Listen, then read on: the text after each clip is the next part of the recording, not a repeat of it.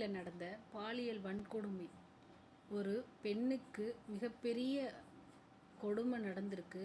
ஆனால் அந்த பெண்ணை தான் நம்ம எல்லாருமே குறை சொல்லிக்கிட்டே இருக்கோம்.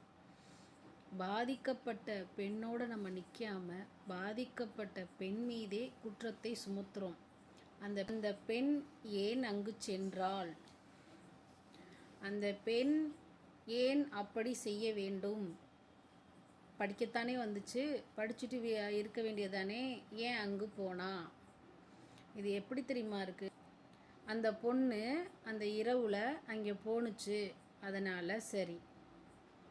கொஞ்ச நாளைக்கு முன்னாடி வேலூரில் கர்ப்பிணி பெண் ரயிலில் பயணம் செய்யும்போது வடமாநிலத்தவர் பாலியல் சீண்டல் செய்து அந்த பெண்ணை ரயில்லேருந்து பிடிச்சு தள்ளினது எவ்வளோ பெரிய செய்தியாக வந்துச்சு.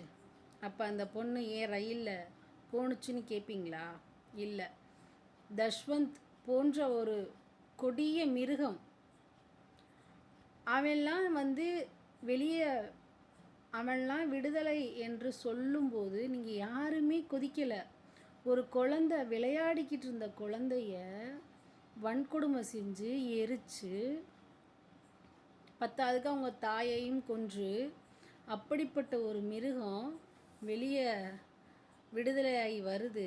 யாருமே அதை பற்றி கண்டுக்கலை, அமைதியாக இருக்கீங்க. இங்கே என்ன தெரியுமா?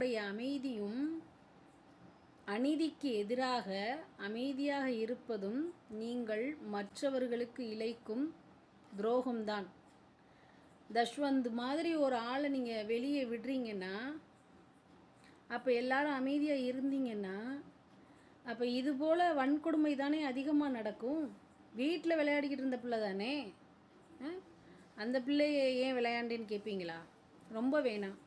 பாண்டிச்சேரியில் அந்த குழந்தைய 50 வயசுக்கு மேலே வயது உள்ள ஒரு ஆள் ஒரு 12-13 வயசு பிள்ளைய சாக்கடைக்குள்ள கட்டி கை காலை எல்லாம் ஒடிச்சு துணியில் கட்டி சாக்கடைக்குலேருந்து அந்த குழந்தைய எடுக்கும்போது உங்களுக்கு வலிச்சிச்சில்ல?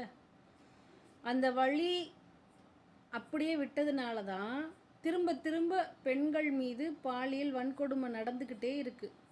அப்போ நீங்கள் எல்லாம் கேட்பீங்களா, அந்த குழந்தைய அங்கே விளையாண்டுச்சு அதனால தான்? நீங்கள் என்ன மாதிரி கேள்வி கேட்குறீங்கன்னா, குழந்தை பக்கத்து வீட்டில் விளையாடுறது, குழந்தை வீட்டுக்கு வெளியில் விளையாடுறது, கர்ப்பிணி பெண் ரயிலில் பயணம் செய்கிறது, பெண்கள் வேலைக்கு போகிற இடத்துல பாலியல் சீண்டல்,